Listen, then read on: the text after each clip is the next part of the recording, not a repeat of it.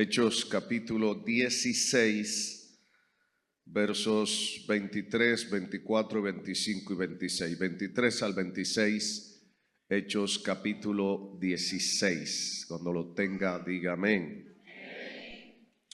En el nombre del Padre, del Hijo y del Espíritu Santo.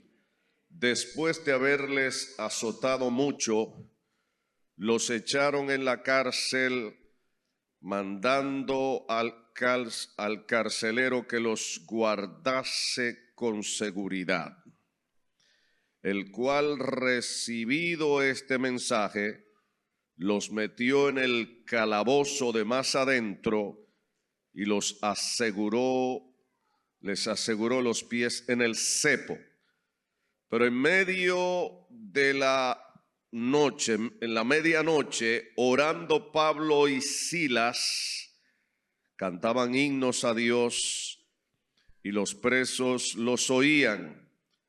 Entonces sobrevino de repente un gran terremoto, de tal manera que los cimientos de la cárcel se sacudían y al instante se abrieron todas las puertas y las cadenas de todos se soltaron.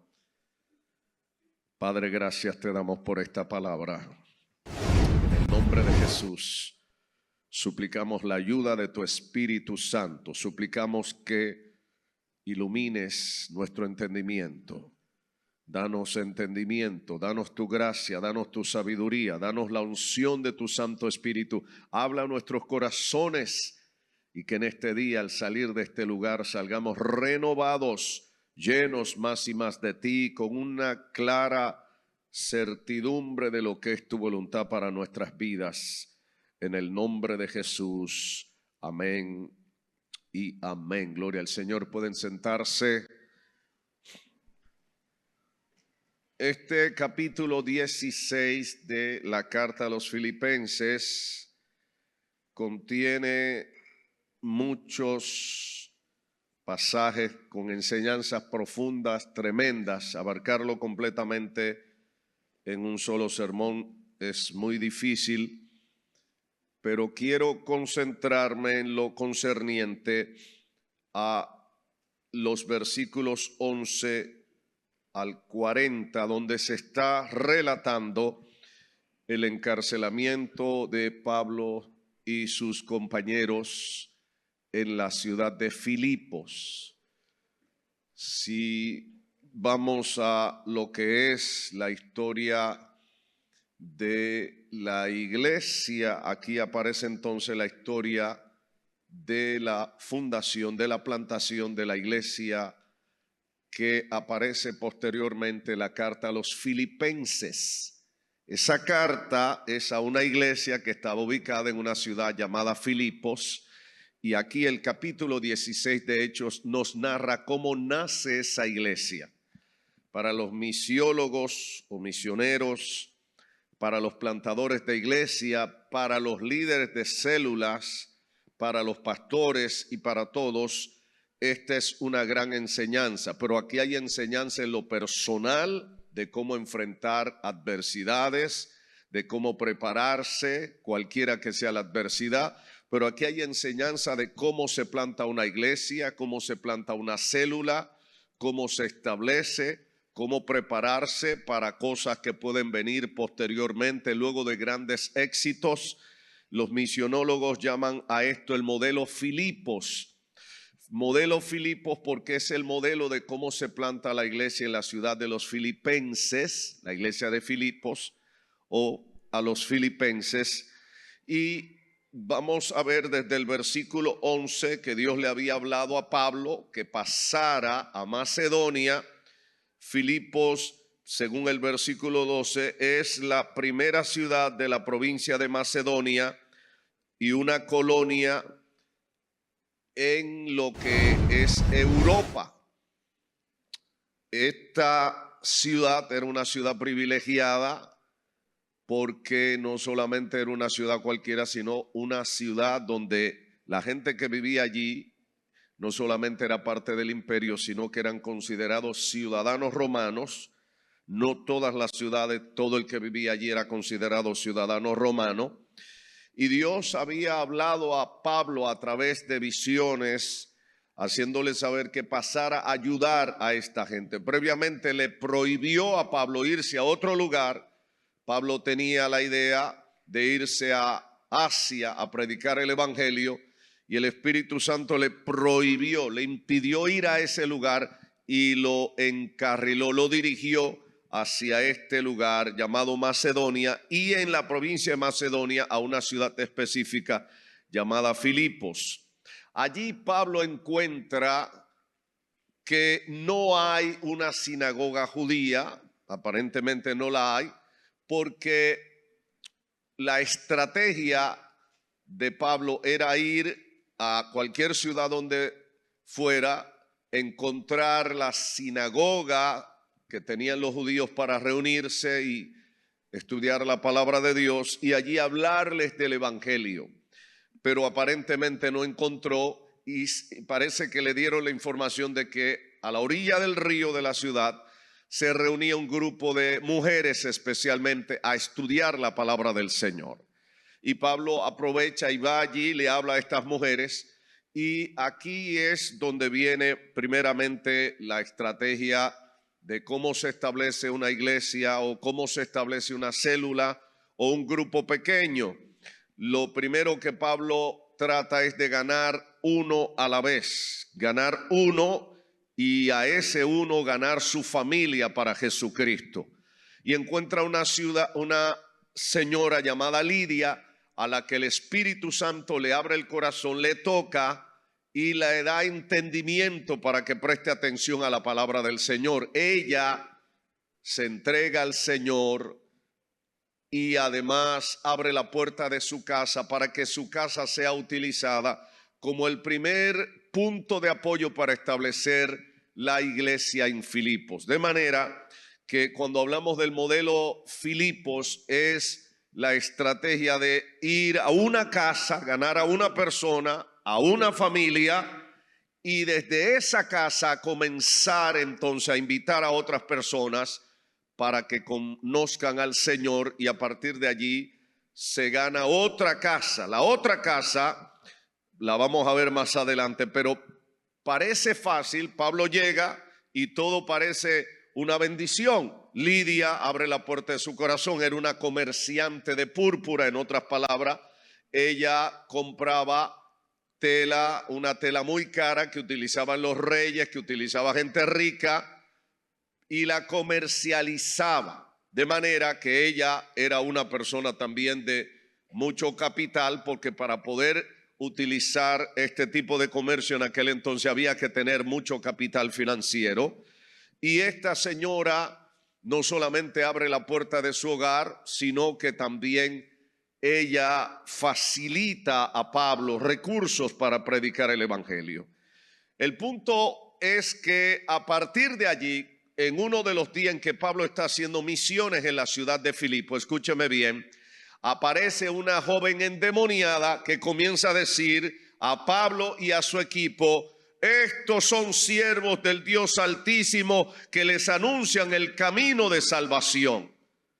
Y todo parece normal. El asunto es que cada vez que Pablo pasa, aparece esta mujer endemoniada diciendo la misma cosa. Y Pablo se siente molesto por lo que ella está diciendo. Ahora, ¿lo que ella está diciendo es mentira? No, ella está diciendo la verdad. El problema es que el diablo está utilizando la estrategia de asociar la adivinación, porque la muchacha tenía un espíritu de adivinación, con el evangelio, para que la gente se confunda y piense que hay alguna relación entre el espíritu de adivinación que ella tiene y lo que Pablo anuncia, la verdad del evangelio que Pablo anuncia. Y un día Pablo en este caso se calentó más de la cuenta y ¿sabe lo que pasó? Le reprendió el demonio, le dijo: en el nombre de Jesús, fuera, y se fue el demonio. Ahora aquí sucede algo muy clave. No siempre que el evangelio llega a una persona, a una familia o a una ciudad o a una casa, la gente va a aplaudir. A veces cuando el evangelio llega a una persona, a una familia, a una casa, a una ciudad, el evangelio puede traer cierre de negocios corruptos, puede traer pérdida para la gente que tiene negocios corruptos, negocios que están fundamentados en cosas que no le agradan a Dios, van a ser negocios que se van a ir a pique. De manera que al diablo y a los demonios y a la gente que tiene negocios corruptos, negocios diabólicos, no le conviene que llegue el evangelio a esos lugares. ¿Alguien me está oyendo en esta hora? ¿Sabe qué pasó con el amo de esta esclava? Que tan pronto vio que Pablo le reprendió el espíritu de adivinación y ya la muchacha no podía adivinar, los clientes no venían para que ella le leyera la carta, la suerte, la mano, lo que sea, y como no podía adivinar, ya no venían clientes a darle dinero, y entonces el hombre se tornó furioso y hizo un escándalo ante los jueces de la ciudad acusando a Pablo. Y aquí viene la segunda cosa que debe notar. No todo es fácil. Hoy usted ve una iglesia como esta, ve muchas iglesias en las ciudades, en el mundo plantadas, y usted puede decir, todo fue fácil. No, no todo fue fácil. Hay cosas que han sido fáciles, pero hay momentos que el diablo se ha levantado porque el diablo no quiere que haya iglesia donde se predique la palabra del Señor, donde se predique el evangelio, donde se adore al Señor en espíritu y en verdad. Porque el diablo sabe que donde se predique el evangelio, su reino se va a pique, su reino se cae. ¿Alguien me está oyendo en esta hora? Aleluya. Por eso a los hijos del diablo y a toda la gente que está en las tinieblas, no le conviene que se predique el evangelio. Porque donde quiera que se predique el evangelio, las tinieblas se caen, las tinieblas desaparecen, las tinieblas se eclipsan, hermano, y la luz del evangelio resplandece, la luz de Jesucristo resplandece, y hay libertad, hay salvación, hay vida eterna. Aleluya. Alguien glorifica al Señor de todo corazón.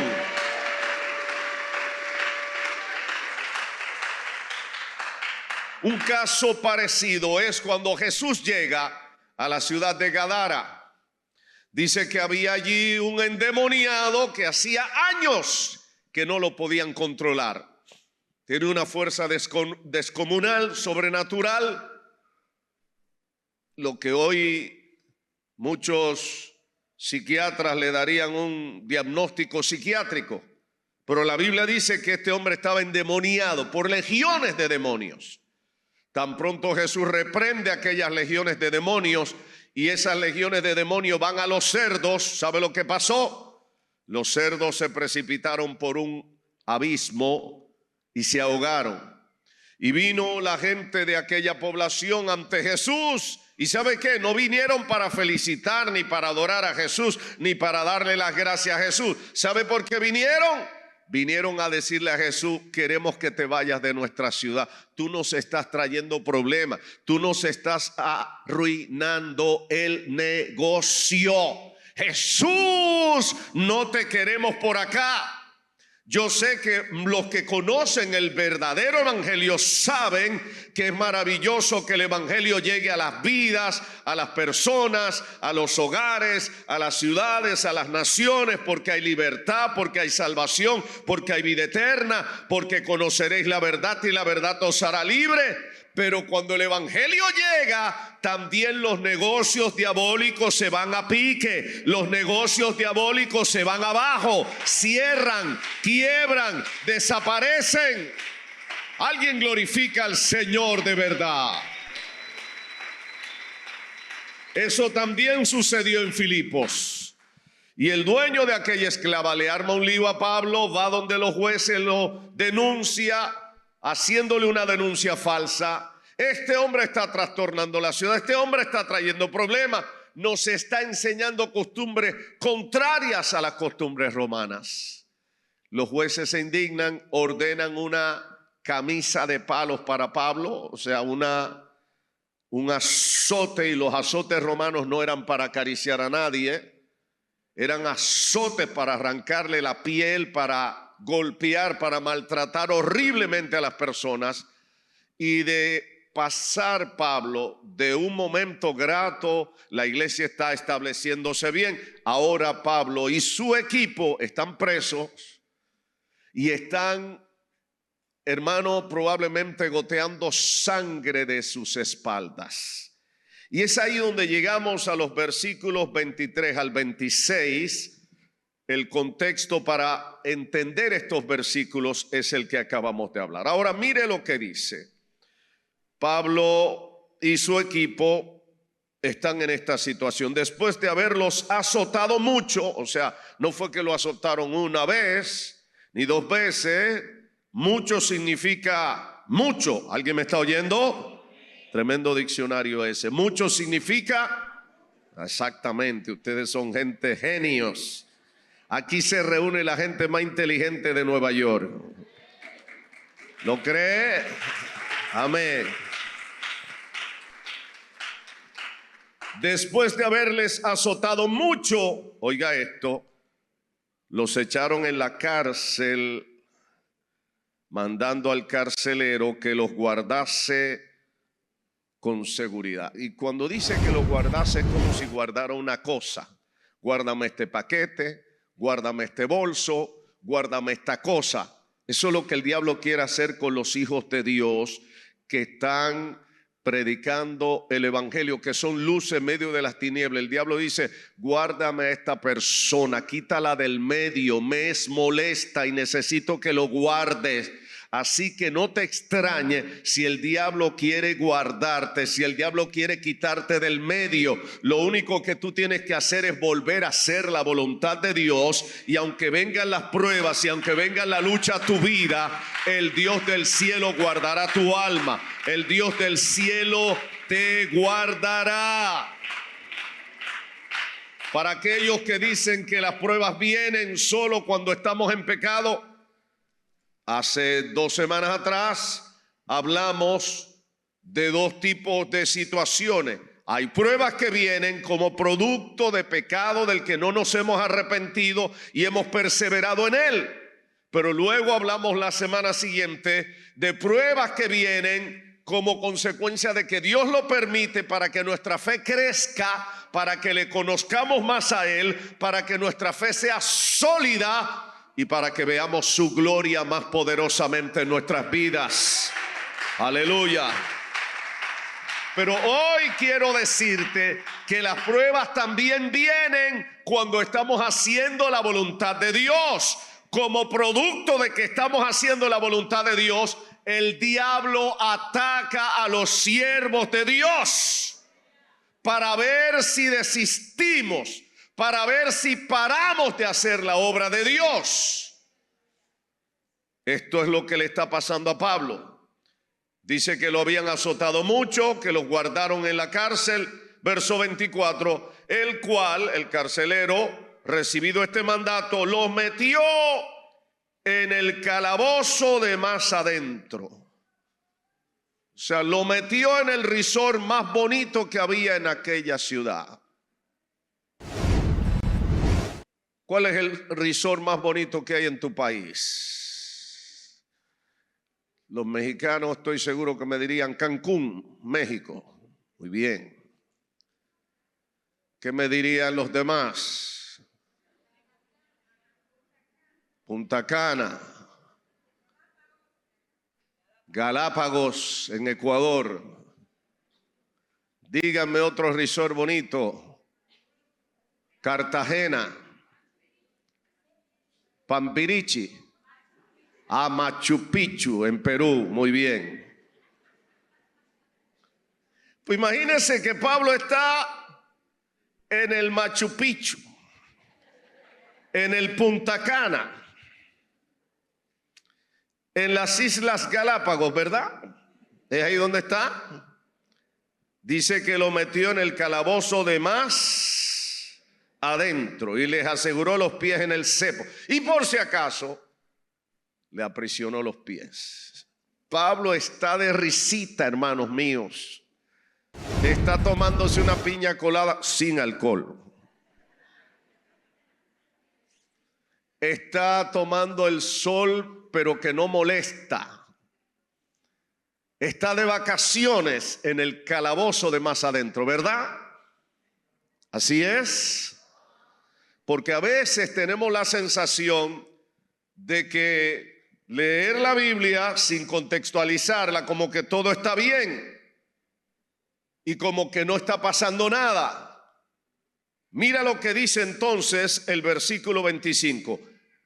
Pero a medianoche, y la medianoche es el momento más oscuro del día, orando Pablo y Silas, quejándose Pablo y Silas, eso es lo que dice, peleándose con medio mundo, buscando un culpable Pablo y Silas, ¿verdad? ¿Estaban qué? Orando. ¿Cómo enfrentar la adversidad que viene como consecuencia de tu fidelidad a Dios? Que viene como consecuencia de ataques del diablo que no soporta que hayas perseverado haciendo la voluntad de Dios. ¿Cómo enfrentar esa adversidad? Aquí el Espíritu Santo nos da pautas que son determinantes. Número 1, aunque estaban en el calabozo de más adentro. Hay una diferencia entre estar en la cárcel de afuera, donde puedes ver el sol, donde puedes ver a veces el paisaje natural, bonito, hermoso, o estar en la cárcel de más adentro, donde no puedes ver ni siquiera los rayos del sol. Eso es lo que está diciendo el Espíritu Santo. Lo otro es que además de estar en la cárcel, era la medianoche, el momento más oscuro del día, el momento más oscuro de aquel día de Pablo y su equipo. ¿Y sabe cuál fue la actitud que ellos tuvieron? No comenzaron a buscar a quién echarle la culpa, a la mujer, a los hijos, al vecino, al primo, a sutano, a la iglesia. Una vez oí a alguien que me dijo: pastor, yo me fui de tal iglesia porque esa iglesia me daba mala suerte. Yo dije: bueno, hermano, ya desde que me dijiste que te daba mala suerte, me está diciendo que el problema no fue la iglesia, sino tú. Porque desde que un creyente me está hablando de mala o buena suerte, me está diciendo que está crudo, que no conoce el evangelio. Porque mi vida no depende de mala o buena suerte. Mi vida depende de la gracia de Dios, de la comunión con el Espíritu Santo, de la obediencia a la palabra del Señor. Alguien se atreve a decírselo a los demás: mi vida, mi presente y mi futuro no depende de buena o mala suerte. Mi vida está escondida en las manos del Dios del cielo. Alguien glorifica al Señor en esta hora.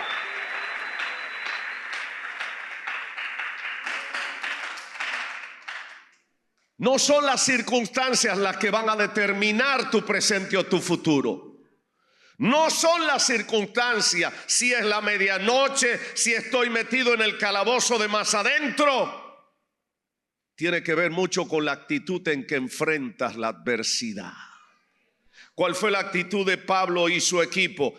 A la medianoche, ¿sabe qué hacían? Orando Pablo y Silas. Y aclaro, Silas no es una mujer, es un hombre. Es el compañero de misiones de Pablo en este caso. Algunos dicen: Pablo y Silas, su mujer.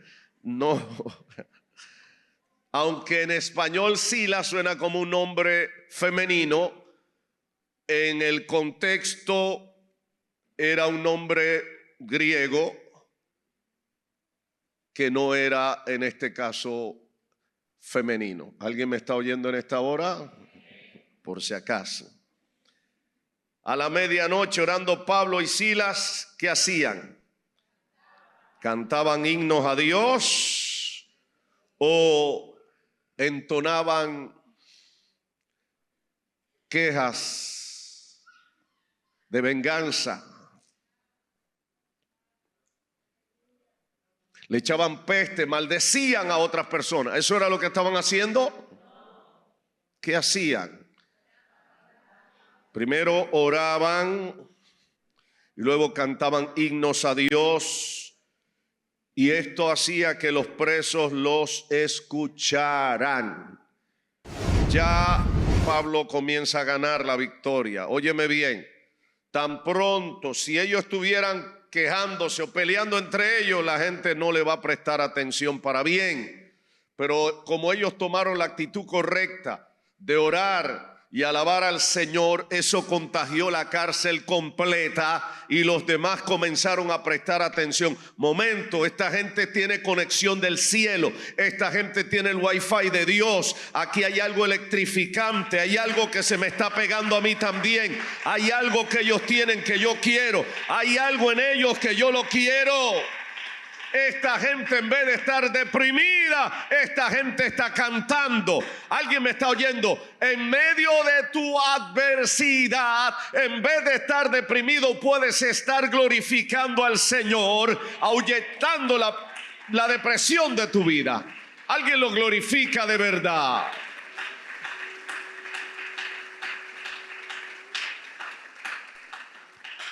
¿Qué pasa cuando tú y yo asumimos la actitud correcta? En vez de quejarnos, en vez de permitir que la depresión nos azote, nos arrope, comenzamos a orar y a alabar al Señor. Esa es una evidencia de que nuestra fe está enfocada en quien tiene que estar enfocada, como dice la carta a los Hebreos. Puestos los ojos en Jesús, el autor y consumador de la fe. Si hay crisis, si hay problemas en tu vida, no ponga los ojos en las circunstancias. No ponga los ojos en lo que está a tu alrededor. Mantén tus ojos en Jesucristo. Mantén los ojos en Jesús. Mantén tu comunión en el Señor. No te desconectes del Dios del cielo y algo va a pasar, algo va a pasar. ¿Alguien se atreve a decir en esta hora, algo va a pasar? Y esto me recuerda un caso que dice segundo libro de Crónicas, capítulo 20, en un momento en que Josafat era rey de Judá. Dice que estaban rodeados por ejército de por lo menos 5 reyes diferentes, 5 ejércitos diferentes. Y llevaban todas las de perder. ¿Y sabe lo que hizo el rey Josafat? Convocó a toda la población a un día de ayuno y oración, rodeados por el enemigo. Se metieron en el templo y se metieron en la ciudad a orar y ayunar. Parece muy simple. Algunos dicen, sí, ustedes los pastores siempre tienen una receta muy simplista para los problemas y creen que con orar, con alabar, con ayunar se resuelven todas las cosas. Bueno, a veces se necesita algo más, pero la mayoría de las veces cuando los cristianos toman la actitud de confiar en el Señor, orando, confiando y alabando, orando, confiando y alabando, y eso implica estar fundamentados en la palabra del Señor, algo va a suceder, algo va a suceder, algo tiene que suceder. Segundo de Crónicas, capítulo 20, dice que vinieron contra ellos toda esa gran multitud del otro lado del mar y la gran multitud del otro lado, y se juntaron contra ellos. Y Josafat consultó al Señor y Dios levantó un profeta, y el profeta le habló en nombre del Señor y les dijo: no temáis ni se amedrenten por esta multitud tan grande, porque la pelea, la guerra no es de ustedes sino de Dios. Mañana temprano van a salir, se van a levantar temprano y me van a poner al ejército ahí delante, y los sacerdotes van a preparar al ejército. Pero el ejército lo que va a hacer, lo único que van a hacer es comenzar a alabarme y adorarme tempranito. ¿Y sabe qué? Así lo hicieron al otro día, hermanos míos. Se levantaron, el ejército estaba listo para la pelea, pero ¿sabe lo que hicieron? Lo que Dios les dijo: adorar y alabar al Señor. Adorar y alabar al Señor. Adorar y alabar al Señor. Adorar y alabar al Señor. ¿Y sabe qué sucedió? Cuando comenzaron a hacer esto y se encendieron en adoración al Señor, ¿sabe qué sucedió? Los enemigos de ellos de repente comenzaron a matarse los unos contra los otros. ¿Qué tuvieron que hacer ellos? Dios le dijo: no temáis ni os amedrentéis por esa multitud tan grande, porque la lucha no es vuestra sino de Dios. Y a alguien en este lugar, a alguien también que me está viendo en esta hora a través de la televisión o de las redes sociales, Dios le está diciendo: no temas, porque la guerra no es tuya sino de Dios. Si le obedeces a Dios, si haces caso de lo que Dios te dice en su palabra, Él te va a dar la victoria. Él te va a sacar del hueco. Él te va a sacar del hoyo. Él te va a limpiar. Él te va a purificar. Él te va a santificar. Él te va a renovar. Él te va a dar nuevas fuerzas. Él te va a dar la victoria. ¿Alguien me está oyendo en esta hora? ¡Aleluya! ¡Aleluya! Volvemos nuevamente a Hechos capítulo 16. ¿Qué pasó después del verso 25? El verso 25 dice: pero a medianoche, orando Pablo y Silas, cantaban himnos a Dios y los presos los oían.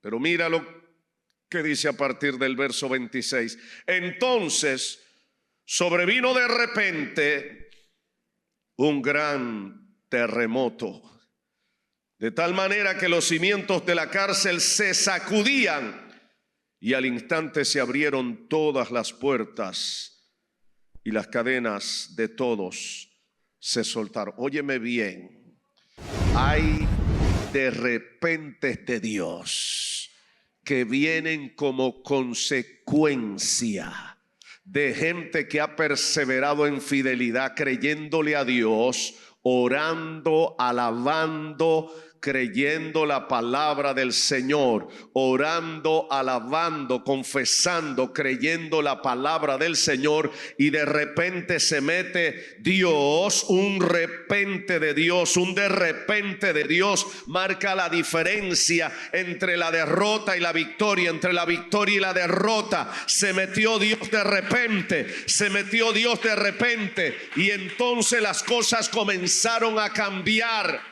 Y escúchame bien, de repente todo lo que estaba cerrado, todo lo que estaba obstruyendo el paso, se rompe, las puertas se abren, las cadenas se rompen y hay libertad para los cautivos. Oh, alguien glorifica al Señor. Aleluya, aleluya.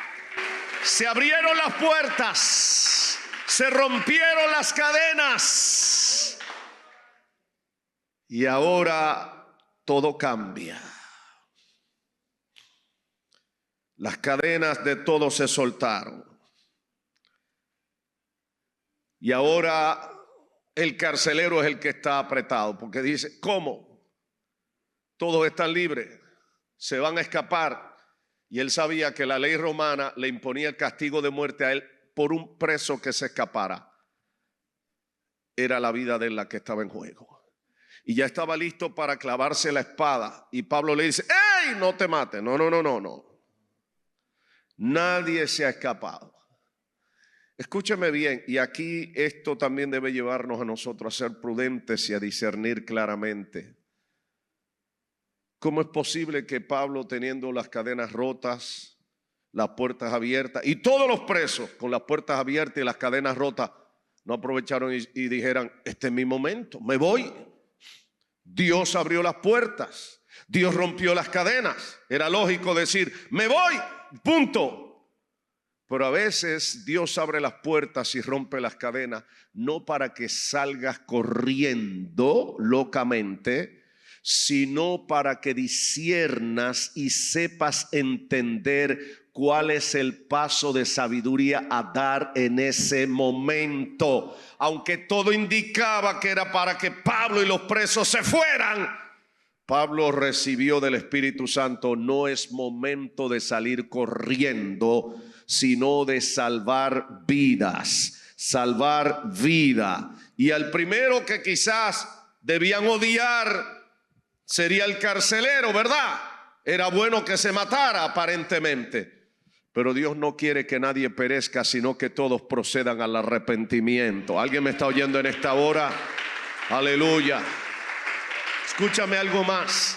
Aún esa persona que te ha hecho la vida de cuadritos, esa persona que ha sido instrumento de Satanás para, hermano, ponerte a sufrir, para ponerte en una situación desesperante, aún esa persona puede que haya estado obrando por manos de Satanás y sea un cautivo de Satanás y necesita salvación. Necesita que tú y yo, aunque hayamos sido perjudicados, seamos capaces de discernir y decir: esta alma necesita compasión y necesita salvación y vida eterna. Necesita escuchar el evangelio. Hay gente, óyeme bien, y yo sé que esto no te va a gustar. Hay gente que están diciendo: pastor, estoy esperando que se me abran las puertas, porque si se abren las puertas significa que es a correr. En mi país había un famoso narrador de carreras de caballo llamado Simón Alfonso Pemberton.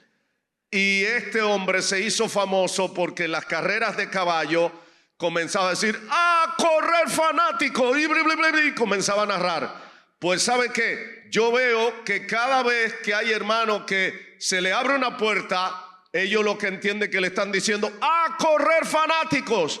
Hay momentos que las puertas se abren no para salir corriendo, sino para discernir que es hora de operar con el evangelio de salvación. Hay mucha gente que está corriendo de aquí para allá por una casita barata, por esto, aquello, y no están discerniendo que las puertas se abren. Hay momentos que las puertas se abren y las cadenas se rompen, no para correr, sino para predicarle el evangelio a la gente que está a tu alrededor, que se los está llevando el diablo, que se está muriendo, y Dios te ha dado a ti la gracia para que ellos sean salvos. ¿Qué tal si Pablo comenzaba a correr y se iba corriendo como un caballo ese día? ¿Qué tal si Pablo decía: pero este carcelero es el primer desgraciado que necesito que se muera? ¿Sería lógico eso? La lógica humana te dice que sí, pero el Espíritu de Dios te dice: no, Señor. Aún a los que te han hecho la vida de cuadrito, aún los que te han maltratado y torturado, necesitan salvación. Por eso nos dice el Señor: bendigan a los que los aborrecen y los maldicen, bendíganlo. Y la mejor manera de bendecirlo es predicarle el evangelio, perdonarle, hablarle, llevarle la gracia de Dios. Así que el modelo Filipo nos enseña que aunque Pablo obtuvo fácilmente el primer hogar para predicar el evangelio, el segundo no fue tan fácil. Pero una vez que perseveró en medio de las pruebas y los ataques del diablo, ¿sabe qué pasó? Dios abrió las puertas, no para que saliera huyendo, sino para que predicara en aquella ciudad con más afianzamiento, con más pasión, con más entrega. ¿Alguien me está oyendo en esta hora? ¿Alguien me está oyendo? En conclusión, predicar el evangelio, vivir vidas en obediencia y fidelidad a Dios, no siempre significará que las cosas van a ser fáciles, ni que todo va a fluir como pan suave. Hay momentos que pueden venir las cosas suavemente, pero hay momentos en que las cosas se pueden endurecer. Y eso no significa que hay que huir, significa que hay que resistir al diablo sometiéndonos a Dios, porque si nos sometemos a Dios, lo podremos resistir al diablo y huirá de nosotros. ¿Alguien me está oyendo en esta hora? Lo segundo, Pablo necesitaba una segunda casa.